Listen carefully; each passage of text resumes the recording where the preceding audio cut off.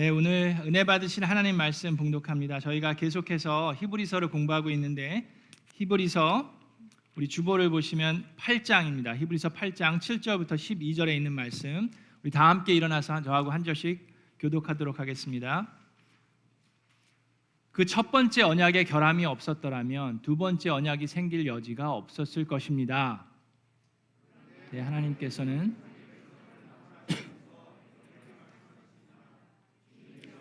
하십니다. 보아라, 날이 이를 것이다. 이스라엘 집과 유다 집과 더불어 새 언약을 맺을 것이다. 또 주님께서 말씀하신다. 이 새 언약은 내가 그들의 조상들의 손을 잡고 이집트 땅에서 인도하여 내던 날에 그 조상들과 맺은 언약과 같은 것이 아니다. 그들은 내 언약을 지키지 않았으므로 나도 그들을 돌보지 않았다. 말씀하신다. 그날 뒤에 내가 이스라엘 집과 맺을 언약 나는 내 율법을 그들의 생각에 넣어주고 그들의 마음에 내가 새겨주겠다. 그리하여 나는 그들의 하나님이 되고 그들은 내 백성이 될 것이다. 그리고 그들은 각각 자기 이웃과 자기 동족을 가르치려고 주님을 알라고 말하는 일이 없을 것이니 작은 사람으로부터 큰 사람에게 이르기까지 모두 나를 알 것이기 때문이다. 내가 그들의 불의함을 긍휼히 여기겠고 더 이상 그들의 죄를 기억하지 않겠다. 아멘. 이것은 하나님의 말씀입니다. 자, 주변에 있는 분과 인사 나누겠습니다. 반갑습니다. 잘 오셨습니다. 하나님의 하늘 복 많이 받으세요. 하나님의 미라클이 됩시다. 자, 여러분, 이 성경책은 구약과 신약으로 나누어져 있습니다. 그거 아셨어요? 네. 구약이 몇 권이죠? 네. 그리고 신약은 네. 그러면 왜 구약하고 신약으로 나누어져 있습니까? 다른 부분이 있기 때문에 그래요. 다르기 때문에. 자, 그런데 이 구약과 신약이 다른 부분이 있어서 이렇게 나누었는데 두 권으로 하지 않고 한 권으로 묶어놨습니다. 왜 그렇습니까? 동일한 부분이 있기 때문이에요. 여러분 말씀이 맞아요. 자, 그럼 다른 부분은 뭐고 동일한 부분은 뭡니까? 동일한 부분은 뭐예요? 구약에 있는 하나님과 신약에 있는 하나님이 동일한 분입니다. 다른 분이 아니에요. 어떤 신학자들은 구약에 있는 하나님이랑 신약에 있는 하나님이 다르다고 그러는데 그렇지 않습니다. 동일한 분이십니다. 자, 그러면 다른 부분은 뭡니까? 동일한 하나님이신데 구약에서 하나님께서 사람들과 언약을 맺으신 것과 신약에서 하나님께서 언약을 맺으신 것이 다른 부분이 있습니다. 자, 그 다른 부분이 있다고 해서 구약에 있는 언약을 그냥 다 갖다 버리고 신약에서 완전히 새로운 것을 갖다 놓은 게 아니라 구약에 있었던 언약을 기초로 그 위에 그보다 더 좋은 새로운 언약으로 완성하신 것이 신약입니다. 자, 그런데 구약만을 알고 있었던 유대인들에게 이 신약에 대해서 이야기하고 있는 책이 바로 히브리서입니다. 자, 그걸 우리가 계속해서 한 장씩 한 장씩 공부하고 있는 겁니다. 자, 이해가 되시죠? 근데 우리들은 이 히브리서는 그래서 구약에 대한 이야기가 많이 있습니다. 그래서 이거를 읽고 있는 사람도 그렇고 이걸 쓰신 그 저자도 구약에 대해서 잘 알고 있는 사람들입니다. 근데 저와 여러분은 구약에 대해서 유대인들이 아니기 때문에 우리는 여기 유대인이 계신지도 모르겠지만 유대인이 저희는 아니기 때문에 구약에 대해서 잘 모르기 때문에 총괄해서 짧게 정리를 해드리면 지난 1년 동안 우리가 그걸 쭉 배워왔잖아요. 하나님께서 천지를 창조하셨고 인간을 하나님의 형상대로 창조하셨습니다. 그리고 하나님께서는 우리와 영원토록 함께하기를 원하셨어요. 하나님의 형상대로 창조된 우리와 함께하시기를 원하셨습니다. 그런데 인간들이 하나님의 말씀에 순종하지 않고 불순종했습니다. 하나님을 예배하는 것이 아니라 하나님이 되기를 원했습니다. 그래서 죄를 범했어요. 근데 그 죄는 하나님과 우리의 관계를 갈라놓았을 뿐만 아니라 죄로 인해서 우리는 죽음을 맞이하게 됐습니다. 그 누구도 그 죄로 인해서 죽음을 피할 수 없게 됐어요. 그리고 하나님께서 인간들을 보니까 그 악한 것이 이루 말할 수가 없었습니다. 그래서 홍수로 그 모든 인간들을 다 씻어 주실 수 있었는데 그 다 죽이실 수 있었는데도 불구하고 하나님께서는 우리를 계속해서 사랑하심으로 노아와 그 형제들을 통해서 새로운 시작을 원하셨습니다. 그렇게 새롭게 하나님께서 인간들과 시작을 하기 원하셨는데도 불구하고 인간들은 바벨탑을 쌓으면서 다시금 하나님이 되기를 원했어요. 그래서 하나님께서 새로운 방법을 택하셨는데 그것이 한 민족, 한 나라를 택하셔서 그 백성으로 하여금 하나님에 대해서 다시금 처음부터 아주 자세하게 알려주시기 시작했습니다. 그것이 모세를 통한 이스라엘 백성들이에요. 아브라함을 통한 이스라엘 백성이고 모세를 통해서 하나님께서 그들에게 율법을 주셨습니다. 율법은 하나님의 말씀입니다. 자, 율법을 통해서 그들이 알 수 있는 것은 하나님이 누구인지를 아는 겁니다. 뿐만 아니라 말씀인 그 율법을 통해서 우리 인간을 알 수 있습니다. 자, 하나님에 대해서는 하나님이 얼마나 완벽하신 분인지를 율법의 그 말씀을 통해서 인간들이 알 수 있었습니다. 또한 인간들이 얼마나 연약한 존재인지를 그 율법을 통해서 또한 깨달을 수 있었습니다. 자, 그런데 이 율법은 그 어느 누구도 완전하게 온전하게 만들어주지 못합니다. 그 누구도 그것을 완벽하게 지켜낼 수 없기 때문입니다. 자, 그럼에도 불구하고 왜 하나님께서 그럼 이 율법을 인간들에게 주셨습니까? 율법을 주신 이유는 인간들의 죄를 알려주시기 위함입니다. 율법이 있기 전에는 인간들이 자기 마음대로 살면서 자기가 행하고 있는 것이 무엇이 죄인지도 잘 몰랐습니다. 남의 것을 탐하는 것이 죄인지도 모르면서 남의 것을 탐하면서 살았어요. 그런데 율법에서 남의 것을 탐하지 말아라 라고 말씀하셨기 때문에 남의 것을 탐하는 것이 죄인지를 깨닫게 됩니다. 그것이 율법입니다. 그럼에도 불구하고 이 죄라는 것이 작은 틈이라도 있으면 그 틈을 타고 들어서 우리로 하여금 다시금 남의 것을 탐하게 하고 죄를 범하게 합니다. 그래서 이 율법을 통해서 우리의 연약함을 보고 하나님 말씀만을 의지하며 순종할 때 하나님의 은혜로 구원을 받아야 하는데 이 유대인들은 어떻게 해서든지 이 율법을 지키려고 노력하면서 자기의 노력에 자기의 열심에 기울이기 시작했습니다. 자, 그러면서 어떻게 됩니까? 그러면서 알게 모르게 그들은 자기의 노력을 바라보면서 위선자들이 되어 갔습니다. 왜 그렇습니까? 본인들도 지킬 수 없어요. 그런데 지켜야 한다라고 강조하면서 본인들이 위선자가 됐을 뿐만 아니라 율법을 받은 유대인들은 율법을 알지 못하는 이방인들을 우습게 보기 시작했습니다. 그리고 그들을 손가락질하면서 그들을 정죄했습니다. 그러는 가운데 그들은 죄책감 가운데 살아가게 됐어요. 자, 그러고 있는 유대인들에게 예수 그리스도께서 나타나시고 오늘 히브리서 8장을 통해서 하나님께서 말씀을 하십니다.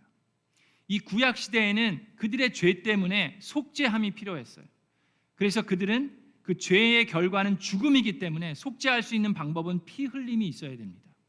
그래서 그들은 짐승들을 잡아서 제사를 드리고 피를 흘리고 속죄함을 요구했어요. 그리고 그 제사를 드릴 수 있는 사람이 누굽니까? 제사장들이 필요했어요.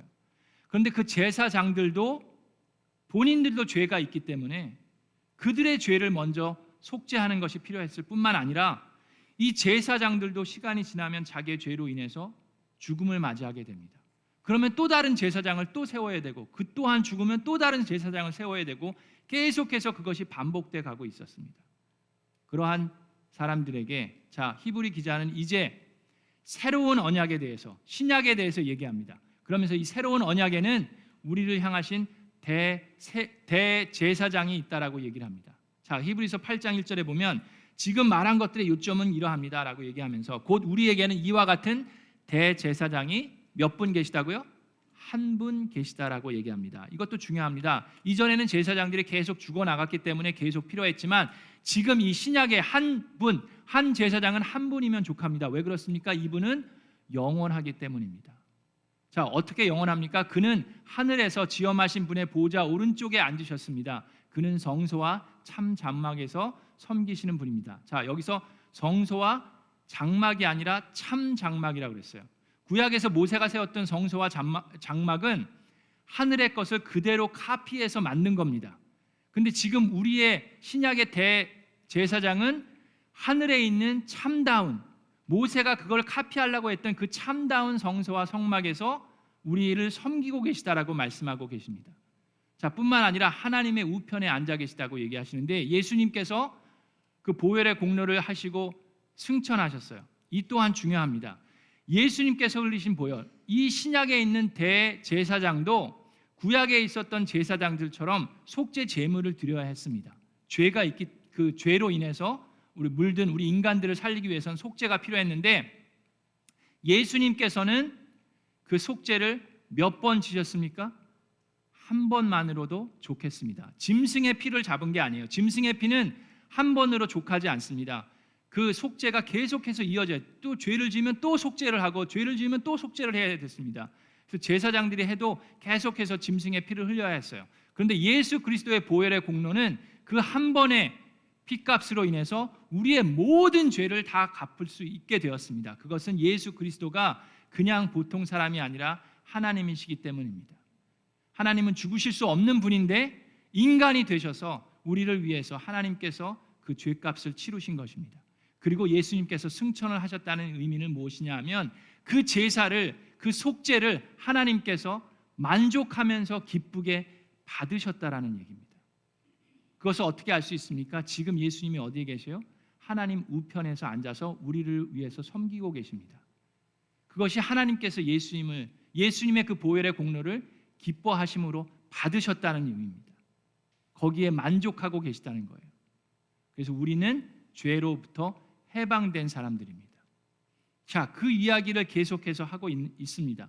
자, 그러면서 하늘에 지엄하신 분의 오른쪽에 앉아 계신 그 예수 그리스도를 히브리 기자가 얘기하면서 히브리서 8장 9절에 이런 말씀이 있습니다. 이 새 언약은 내가 여러분들의 조상에게 이집트 땅에서 인도하여 내던 그 조상들과 맺은 언약과는 다릅니다. 자, 그들이 맺은 언약은 그들이 지키지 않았으므로 나도 그들을 돌보지 않았다라고 얘기합니다. 그 얘기는 뭡니까?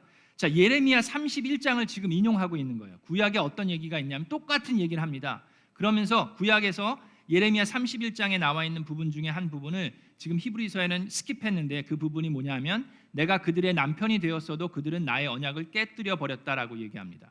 자, 여러분 저를 보세요. 구약에서는 남편이 누구였습니까? 하나님이 남편이에요. 신부는 누굽니까? 이스라엘 백성이었어요. 자, 그럼 신약에서는 남편이 누구입니까? 예수 그리스도입니다. 그럼 신부는 누구입니까? 예수 그리스도의 교회입니다. 자, 그것이 다른 부분이에요. 자, 그러는 가운데 구약에서는 이 계약, 언약이 이 신부가 그 언약을 깨트림으로 인해서 그 언약이 깨졌어요. 그래서 하나님께서 그들을 돌보지 않으셨다라고 얘기합니다. 자, 그런데 이 구약에서는 신약에서는 그러기 때문에 하나님께서 다른 방법을 사용하셨어요. 신약에서 하나님께서 어떤 방법을 사용하셨습니까? 새로운 방법을 사용하셨는데 인간에게만 다 의존한 것이 아니라 인간이 얼마나 지키느냐에 의존한 것이 아니라 하나님께서 새로운 방법으로 하신 그 방법을 말씀에서 전하고 계신데 그것이 이렇게 쓰여 있습니다. 그 언약은 다른 것이다 얘기하면서 그리고 그들은 각기 자기 이웃에게 서로 가르치려고 했는데 10절에 자, 그날 뒤에 내가 이스라엘 집과 맺을 언약은 이것이니 나는 내 율법을 그들의 생각 속에 넣어주고 그들의 마음에다가 새겨줄 것이다. 그래서 나는 그들의 하나님이 되고 그들은 내 백성이 될 것이다. 자, 구약에서는 하나님의 말씀을 어디에다 새기셨습니까? 모세가 어디에다가 말씀을 가지고 왔어요? 돌판에다 하나님께서 새겨주셨습니다. 근데 구약에서는 그 돌판, 그 말씀을 아무나 볼 수도 없었어요. 언약궤에 넣어놓고 그들은 가까이 가지도 못했습니다. 모세를 통해서 하나님의 예언자들만을 통해서 하나님의 말씀을 들을 수 있었어요. 그런데 신약에서는 지금 어떻게 했다고요? 그 하나님의 말씀을 어디에 새긴다고 그랬습니까? 돌판에? 아니에요. 이 책에 아닙니다. 어디에? 우리의 마음판에 새기신다고 그랬어요. 그것은 놀라운 하나님의 은혜입니다. 그 얘기는 뭐냐 하면 이제는 더 이상 여러분들이 그 하나님의 말씀을 언약궤에 집어넣고 가까이 접근하지도 못하는 그런 단계가 아니에요. 하나님께서 예수 그리스도의 보혈의 공로를 믿는 하나님의 백성들에게는 그 마음판에 하나님의 말씀을 심어주겠다라는 얘기입니다. 그게 어떻게 가능합니까? 예수님께서 승천하셔서 누구를 보내셨어요? 보혜사 성령을 우리의 마음속에 심어주신 겁니다. 자, 그래서 그거는 무슨 의미예요? 그래서 여러분들은 더 이상 목사를 통해서 아니면 예언자를 통해서 모세를 통해서만 하나님의 말씀을 이해할 수 있는 게 아닙니다. 여러분도 하나님의 살아있는 말씀을 묵상해서 성령을 통해서 여러분 또한 하나님의 말씀을 이해할 수 있습니다. 여러분들 또한 하나님께 기도하고 간구할 수 있습니다. 그것이 우리가 새벽 기도 때 얘기했던 휘장 안에 하늘의 소망을 가지고 들어갈 수 있다라는 얘기입니다. 이해가 되시죠? 아멘. 자, 근데 이것이 놀랍습니다. 이것은 얼마나 큰 은혜인지 모릅니다. 자, 여러분, 오늘 설교 짧아요. 결론을 내립니다. 자, 이걸 이해하셨으면 이제 이 결론이 중요합니다. 오늘을 살고 있는 우리들에게도 구약의 시대에 있는 그 유대인들과 공통된 부분이 있고 다른 부분이 있습니다. 자, 다른 부분은 무엇입니까? 그들은 구원을 위해서 열심으로 노력해야만 됐어요. 그러면서 죄책감에 시달렸습니다. 그러면서 위선자가 돼갈 수 있었어요. 그런데 오늘을 살고 있는 우리들은 어떻습니까? 여러분, 이제 더 이상 방황하실 필요가 없습니다. 더 이상 위선자처럼 살아갈 이유가 없습니다. 더 이상 죄책감에 시달릴 필요가 없습니다. 여러분들의 구원은 나의 노력으로 되는 것이 아니기 때문입니다. 여러분들의 구원은 예수 그리스도의 보혈의 공로로 하나님께서 이미 이루셨습니다. 우리는 그 보혈의 공로를 믿으면 하나님의 은혜로 이미 구원을 받았고, 그 말씀을 우리의 마음판에 성령으로 심어주신 자들은 우리는 하나님의 자녀가 된 거고 하나님은 우리의 아버지가 되신 겁니다. 그래서 여러분들은 더 이상 방황할 필요도 없고 죄책감에 시달릴 필요가 없습니다. 그것은 나로 인한 것이 아니라 하나님으로 인한 것이기 때문입니다. 우리의 하나님은 약속을 어기실 수 없고 거짓말을 하실 수 없고, 우리 하나님은 정의로우신 분이기 때문에 그가 하신 약속을 지키시고, 예수 그리스도의 보혈의 공로는 우리의 모든 죄, 우리의 과거와 현재와 미래의 모든 죄값을 다 치르셨고 하나님께서 그것을 만족함으로 받으셨다라고 오늘 말씀에서 하고 계신 겁니다. 자, 그것이 구약에 있는 사람들과 우리의 다른 점이에요. 그런데 공통점이 있습니다. 그 공통점은 무엇입니까? 그것은 바로 말씀에 대한 순종입니다. 우리 또한 하나님의 말씀에 순종해야 됩니다. 우리 김준원 형제님께서, 이준원 형제님이 아니라 김준원 형제님께서 아까 얘기하셨듯이 이제는 그 믿음에 순종하면서 나아갑니다. 그런데 그 부분에 있어서도 다른 부분이 있습니다. 믿음을 가지고 하나님 말씀에 순종해 가면서도 이제는 나의 구원을 위해서 노력하는 순종이 아닙니다. 구원을 이루신 하나님께 감사하는 마음으로 그분의 영광을 위해서 기쁜 마음으로 순종하는 것입니다. 그것이 다릅니다. 여러분, 오늘 하루하루 우리가 왜 침례를 받고, 왜 우리가 간증을 하고, 왜 우리가 신앙생활하고, 왜 믿음의 공동체 안에서 순종하는 삶을 살아갑니까? 그것은 우리가 하나님의 자녀이기 때문입니다. 자녀는 아버지에게 순종하는 것이 당연한 것입니다. 근데 그것은 너무나도 기쁘고 감사한 것입니다. 우리에게 죄책감을 심어주는 것이 아닙니다. 우리를 위선자로 만드는 것이 아니라 우리로 하여금 감사와 은혜가 넘치는 하나님의 백성으로 살아가게 하는 것입니다. 우리 사랑하는 미라클랜드 성도 여러분, 여러분들이 신앙생활할 때 그 약속의 말씀을 붙들고 하늘의 소망을 두고 하나님 앞에 나아가는 저와 여러분 되기를 주님의 이름으로 축원합니다.